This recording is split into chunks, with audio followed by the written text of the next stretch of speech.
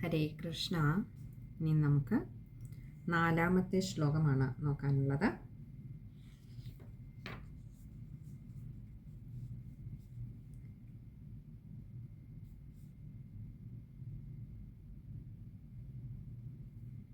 ഫലപ്രവാളസ്തപകസുമനഃ പിച്ഛധാതുഭിഃ കാചഗുഞ്ചമണിസ്വർണഭൂഷിതാഭ്യഭൂഷയൻ.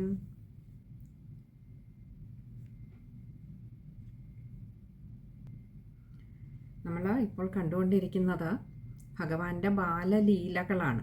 അപ്പോൾ ആദ്യത്തെ ഒരു 7 ശ്ലോകത്തിൽ ഭഗവാന്റെ ആ ബാലലീലകളൊക്കെ ഇങ്ങനെ മറ്റു ഗോപബാലന്മാരോട് കൂടിയിട്ടുള്ള ലീലകളൊക്കെ ഇങ്ങനെ വർണ്ണിച്ചുകൊണ്ടിരിക്കുകയാണ് ഇവിടെ വ്യാസഭഗവാന്. ഇവിടെ പറയുകയാണ് ഫലപ്രവാളസ്തപകസുമന.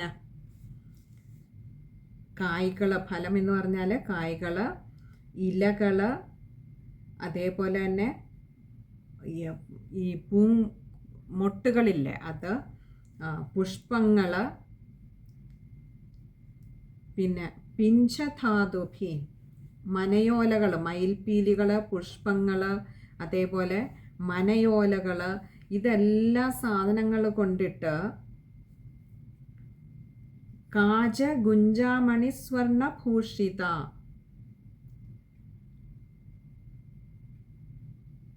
അപ്യഭൂഷയൻ എന്നുള്ള വാക്ക് അപി അഭൂഷയൻ 2 വാക്കുകൾ ചേരുന്നതാണ്. അപ്പോൾ കാജ ഗുഞ്ചാമണി സ്വർണഭൂഷിത അപി. ഈ കാജം എന്ന് പറഞ്ഞാൽ കുന്നിക്കുരുവാണ്. കാജ ഗുഞ്ചാമണി സ്വർണഭൂഷിത, രത്നങ്ങൾ, കുന്നിക്കുരു, അതേപോലെ രത്നം, സ്വർണം, ഇവയൊക്കെ കൊണ്ട് മുന്നേ തന്നെ ഈ കുട്ടികളെയൊക്കെ ഗോപബാലന്മാരെയൊക്കെ തന്നെ അവരവരുടെ അമ്മമാരെങ്ങനെയാണ് നടത്തുന്നത്, ഇതുകൊണ്ടൊക്കെയുള്ള ധാരാളം ആഭരണങ്ങൾ കൊണ്ട് അലങ്കരിപ്പിച്ച് തന്നെയാണ് എപ്പോഴും. അതായത് കുട്ടികളെ എപ്പോഴും ആഭരണങ്ങളൊക്കെ ഇടിയിപ്പിച്ച് നന്നായി ഒരുക്കി തന്നെയാണ് ഈ ഗോപസ്ത്രീകളെ നടത്താറുള്ളത്. ഇവിടെ പക്ഷെ കുട്ടികളുടെ ആ ഒരു സ്വഭാവം അല്ലേ, പുതിയ ഓരോ തരം ഇലകൾ, കായ്കൾ, പൂമൊട്ടുകൾ, ഇതൊക്കെ കൊണ്ട് മാലയുണ്ടാക്കി കഴുത്തിലും കയ്യിലും ഒക്കെ ചാർത്തി തങ്ങളെ തന്നെ അലങ്കരിച്ച് കൊണ്ടു നടക്കുന്ന ആ രീതി ഇവിടെ ഭഗവാന്റെ കാലത്തിലും ആ ദ്വാപരയുഗത്തിലും ഈ കൃഷ്ണൻ ഉണ്ണിക്കും കൂട്ടുകാർക്കും അതിന് അന്നും മാറ്റമൊന്നും ഉണ്ടായില്ല. അവരും അച്ഛനമ്മമാരൊക്കെ ഇടിപ്പിച്ച് തന്ന രത്നങ്ങളും സ്വർണവും ഒക്കെ പതിച്ച ആഭരണങ്ങളൊക്കെ ഉണ്ടെങ്കിലും അവരും പലതരത്തിലുള്ള ഇലകളും ഫലങ്ങളും പുഷ്പങ്ങളും ഒക്കെ വെച്ച് മാലയും മറ്റും ഉണ്ടാക്കി സ്വയം അലങ്കരിച്ച് അങ്ങനെ അലങ്കാര വിഭൂഷിതരായിട്ടാണ് അവരിപ്പോൾ ആ വൃന്ദാവനത്തിൽ അങ്ങനെ തങ്ങളുടെ ലീലകളിൽ ഏർപ്പെട്ടുകൊണ്ടിരിക്കുന്നത്. നമുക്കൊന്നുകൂടി ആ ശ്ലോകം നോക്കാം. ഫലപ്രവാളസ്തപകസുമന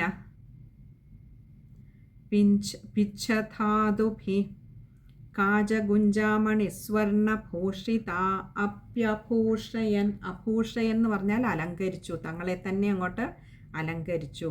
ഇവിടെ വായിക്കുമ്പോൾ ശ്രദ്ധിക്കേണ്ട കാര്യങ്ങൾ, അപ്യഭൂഷയൻ, അപി അഭൂഷയനാണ്. പ്യ എന്ന അക്ഷരത്തിന് അകാരം കൊടുത്ത് വായിക്കുക.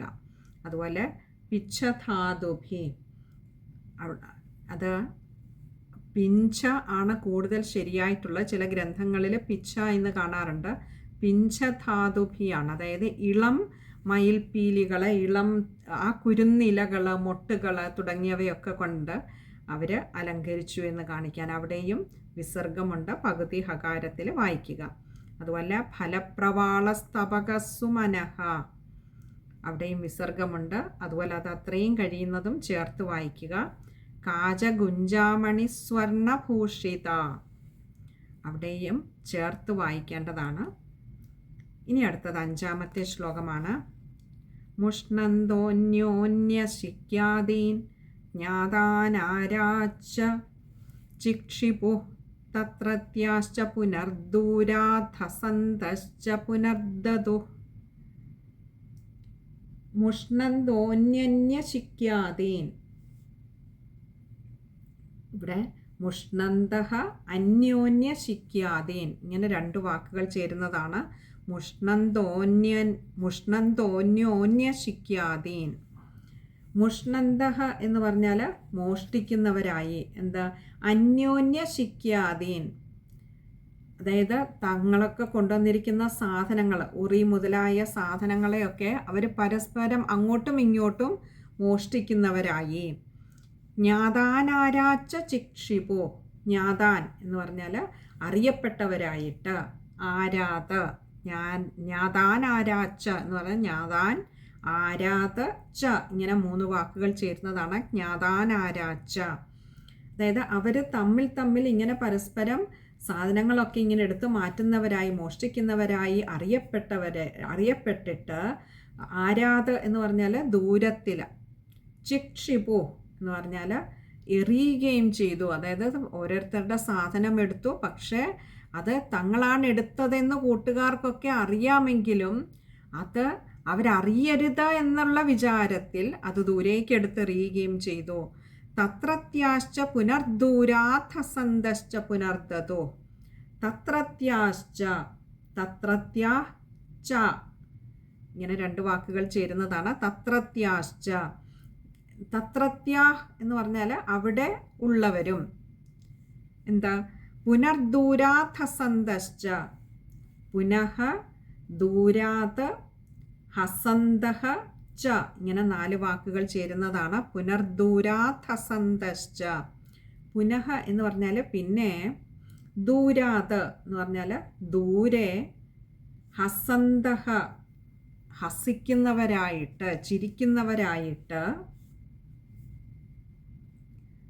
പുനർദതുഹു, പുനഃ വീണ്ടും, പിന്നെ ദതുഹു ദാനം ചെയ്തു. അപ്പോൾ ഇവിടെ പറയുകയാണ്, ഈ കുട്ടികൾ കാണിക്കുന്ന വികൃതികളാണ് ഇവിടെ പറഞ്ഞുകൊണ്ടിരിക്കുന്നത്. ഇവിടെ കുട്ടികളുടെ ഒരു കളിയാണ് വർണ്ണിച്ചിരിക്കുന്നത്. എന്താ? ഇവര് ധാരാളം കുട്ടികളുണ്ട്. അപ്പോൾ ആരെങ്കിലും ഒരു കുട്ടിയുടെ എന്തെങ്കിലും ഒരു സാധനം എടുത്ത് ആ കുട്ടി അപ്പോൾ അത് അറിഞ്ഞ് തൻ്റെ സാധനം നഷ്ടപ്പെട്ടു എന്നറിഞ്ഞ് കരഞ്ഞുകൊണ്ട് നിൽക്കുമ്പോൾ ഈ എടുത്ത കുട്ടിക്ക് തൻ പിടിക്കപ്പെടുമോ എന്ന ഒരു സന്ദേഹം തോന്നുമ്പോൾ അത് കുറച്ച് ദൂരത്തേക്ക് എറിയും. എങ്ങോട്ടേക്കാ? തൊട്ടടുത്ത് ആരാണോ നിൽക്കുന്നത് അവൻ്റെ അടുത്തേക്കാണ് അതറിയുക. അപ്പോഴോ അവനാവും കള്ളൻ എന്ന് കരുതി അവൻ പിടിക്കപ്പെടാതിരിക്കാൻ വീണ്ടും അവൻ അതെടുത്തിട്ട് 2ാമത്തെ കുട്ടി എടുത്തിട്ട് 3ാമത്തെ വേറെ കുറേ കൂടി ദൂരേക്ക് നിൽക്കുന്ന കുട്ടിയുടെ അടുത്തേക്ക് എറിയും. ഇങ്ങനെ എറിഞ്ഞ് ഇവരാരും പിടിക്കപ്പെടാതെ, എന്നാൽ ഇവരെല്ലാവരും തന്നെ ഇതിൽ പങ്കാളികളായി ചേർന്നുകൊണ്ട് ഒരു കുട്ടി, ആ സാധനം നഷ്ടപ്പെട്ട കുട്ടി അങ്ങനെ കരഞ്ഞുകൊണ്ട് നടക്കുമ്പോൾ ഇവരെല്ലാവരും കൂടി ചേർന്ന് ആ എറിഞ്ഞെറിഞ്ഞു പോയ സാധനത്തെ തിരികെ എടുത്തുകൊണ്ട് വന്ന് ഈ കുട്ടിയെ, കരഞ്ഞുകൊണ്ട് നിൽക്കുന്ന തങ്ങളുടെ കൂട്ടുകാരനെ ആശ്വസിപ്പിക്കും. എന്നിട്ട് കൊണ്ടുവന്ന് തിരികെ കൊടുക്കുകയും ചെയ്യും. ഇത് അവരുടെ ഒരു കളി. ഇതിപ്പോൾ ഒരേ ഒരു കുട്ടിയോടല്ല, ഇതെല്ലാവരും അങ്ങോട്ടും ഇങ്ങോട്ടും ചെയ്തു എന്ന് അർത്ഥം. അപ്പോൾ ഇങ്ങനെ അവരെല്ലാം എന്നിട്ട് കൂടി നിന്ന് ചിരിക്കും ഈ കുട്ടി നിന്ന് കരയുമ്പോൾ. അപ്പോൾ ഇതെല്ലാവർക്കുമുണ്ട്. കൃഷ്ണനെയും പറ്റിക്കുന്നുണ്ട്. എല്ലാവരെയും പറ്റിച്ച് അങ്ങോട്ടും ഇങ്ങോട്ടും അവരങ്ങനെ കളിച്ചുകൊണ്ടിരുന്നു. ഇനി നമുക്ക് ആ ശ്ലോകം ഒന്നുകൂടി നോക്കാം. മുഷ്ണന്തോന്യോന്യശിക്യാദീൻ ജ്ഞാതാനാരാച്ച ചിക്ഷിപു തത്രത്യാശ്ച പുനർദൂരാധസന്തശ്ച പുനർദതു. ശ്ലോകം വായിക്കുമ്പോൾ ശ്രദ്ധിക്കേണ്ട കാര്യങ്ങൾ: മുഷ്ണന്തോന്യോന്യശിക്യാദീൻ, അവിടെ മുഷ്ണന്തഃ അന്യോന്യാണ്, പദം മുറിക്കണ്ട, വായിക്കുമ്പോൾ ശ്രദ്ധിക്കുക. അതുപോലെ ജ്ഞാതാനാരാച്ച, ജ്ഞാതാൻ ആരാധ ആണ്, അതുകൊണ്ട് നായുടെ ആകാരം ശ്രദ്ധിച്ച് വായിക്കുക. പിന്നെ ചിക്ഷിപു പുനർദതു, 2ഇടത്തും വിസർഗമുണ്ട്, പകുതി ഹകാരത്തിൽ വായിക്കുക. അതുപോലെ പുനർദതു എന്നുള്ളതിൻ്റെ ദ, ആദ്യത്തെ ദ കൂട്ടക്ഷരമാണ്, അത് ശ്രദ്ധിക്കുക. അതുപോലെ തന്നെയാണ് പുനർദൂരാധസന്തശ്ച, അവിടെയും ദ കൂട്ടക്ഷരമാണ്. അതുപോലെ പുനർദൂരാത് ഹസന്തശ്ച ആണ്, പക്ഷെ പദം പിരിക്കണ്ട, പുനർദൂരാധസന്തശ്ച. ഇത്രയും കാര്യങ്ങളാണ് ആ ഒരു ശ്ലോകം വായിക്കുമ്പോൾ ശ്രദ്ധിക്കേണ്ടതായിട്ടുള്ളത്. ഇനി അടുത്തത് 6ാമത്തെ ശ്ലോകമാണ്. യതി ദൂരം ഗതഃ കൃഷ്ണോ വനശോഭേക്ഷണായതം അഹം പൂർവമിതി സംസ്പൃശ്യരേമിരേ. യതി ദൂരം ഗതഃ കൃഷ്ണോ വനശോഭേക്ഷണായതം. യതി എങ്കിൽ, ദൂരം ഗതഃ ദൂരേക്കു പോയാൽ, കൃഷ്ണോ വനശോഭേക്ഷണായതം കൃഷ്ണഃ ആ ശ്രീകൃഷ്ണൻ വനശോഭേക്ഷണായ ആ കാട്ടിലുള്ള ശോഭ ഈക്ഷണായ ആ വനത്തിൻ്റെ ശോഭയെ ഭംഗിയെ കാണുന്നതിനായിക്കൊണ്ട് എങ്ങാനും കൃഷ്ണൻ ദൂരോട്ടെങ്ങാനും പോയാൽ തം അഹം പൂർവം ഇതി സംസ്പൃശ്യ തം ആ അഹം പൂർവം ഞാൻ മുൻപിൽ എന്ന് പറഞ്ഞുകൊണ്ട് ഇതി സംസ്പൃശ്യ അങ്ങനെ തൊട്ടിട്ട് രേമിരേ എന്ന് പറഞ്ഞാൽ രമിച്ചു. അപ്പോൾ കൃഷ്ണൻ ഇങ്ങനെ വനത്തിൻ്റെ ഭംഗിയൊക്കെ കണ്ട് ദൂരോട്ട് പോകുമ്പോൾ അവരെ ഈ കൂടെയുള്ള കുട്ടികളൊക്കെ കൃഷ്ണനെ പിടിക്കുവാനായിക്കൊണ്ട് കൃഷ്ണൻ്റെ പുറകേ ഓടും. കൃഷ്ണൻ അങ്ങ് ദൂരേക്ക്. ഭഗവാനെ സംബന്ധിച്ചിടത്തോളം ഭഗവാൻ സൃഷ്ടിച്ച ഈ പ്രപഞ്ചത്തിൻ്റെ ഭംഗി ഭഗവാൻ ആസ്വദിക്കുക എന്നതിനേക്കാളേറെ ആ കൃഷ്ണനുണ്ണി, ആ സാക്ഷാൽ ശ്രീഹരി ഭഗവാൻ എന്താ വിചാരിക്കുന്നത്? താൻ ദൂരേക്ക് എത്ര പോയാലും ഇവരാരും തന്നെ വിടാൻ പോകുന്നില്ല. തൻ്റെ പിന്നാലെ അവരൊക്കെ വരും. അവർക്ക് താനാണ് വേണ്ടത്, തന്നെയാണ് വേണ്ടത്. അതുകൊണ്ട് അവരൊക്കെ പിന്നാലെ ഓടി വരും എന്നറിയാം. അവർ വന്നിട്ട് എന്താ ചെയ്യുക? അപ്പോൾ ദൂരേക്ക് പോകുന്ന കൃഷ്ണൻ്റെ അടുത്തേക്ക് ഞാൻ മുമ്പിൽ പോകാം എന്ന് പറഞ്ഞിട്ട് ഓടി വന്ന് കൃഷ്ണനെ തൊടും. കൃഷ്ണനെ തൊട്ടിട്ട് ഓടി വന്ന് കെട്ടിപ്പിടിക്കും.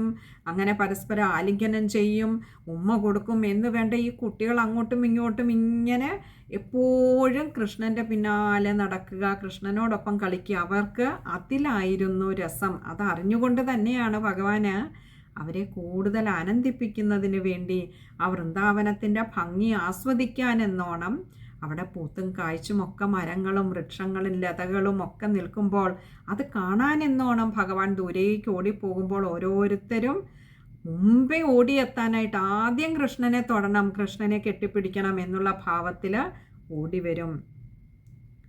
നമുക്ക് ആ ശ്ലോകം ഒന്നുകൂടി നോക്കാം. യതി ദൂരം ഗതഃ കൃഷ്ണോ വനശോഭേക്ഷണായ തം അഹം പൂർവമിതി സംസ്പൃശ്യരേമിരേ. ഇവിടെ അഹം അവിടെ മായ്ക്ക് അകാരം കൊടുത്ത് വായിക്കുക. അതുപോലെ ഗതഃ അവിടെ വിസർഗവും ശ്രദ്ധിക്കുക. ഇനി അടുത്തത് 7ാമത്തെ ശ്ലോകമാണ്. കേചിദ്വേണൂൻ വാദയന്തോത്മാന്തഃ ശൃംഗാണി കേചന കേചിത് ഭൃംഗൈഃ പ്രഗായന്തഃ കൂജന്തഃ കോകിലൈഃ പരേ. കേചിദ്വേണൂൻ വാദയന്തോ, കേചിത് ചിലരാകട്ടെ വേണുവിനെ തങ്ങളുടെ കയ്യിലുള്ള ഓടക്കുഴലുകളെ വാദയന്തഃ വാദിക്കുന്നവരായിട്ട് അഥവാ ആ ഓടക്കുഴൽ വായിക്കുന്നവരായിട്ടും, പിന്നെയോ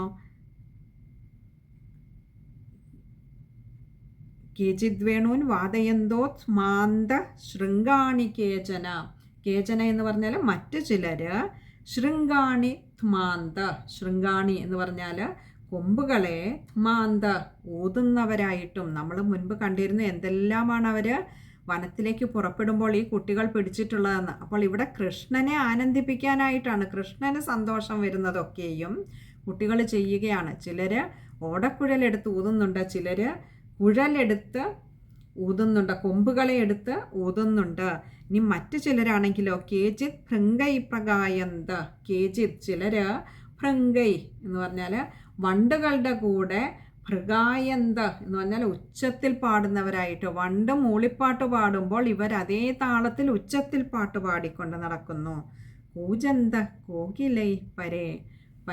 മറ്റു ചിലരാകട്ടെ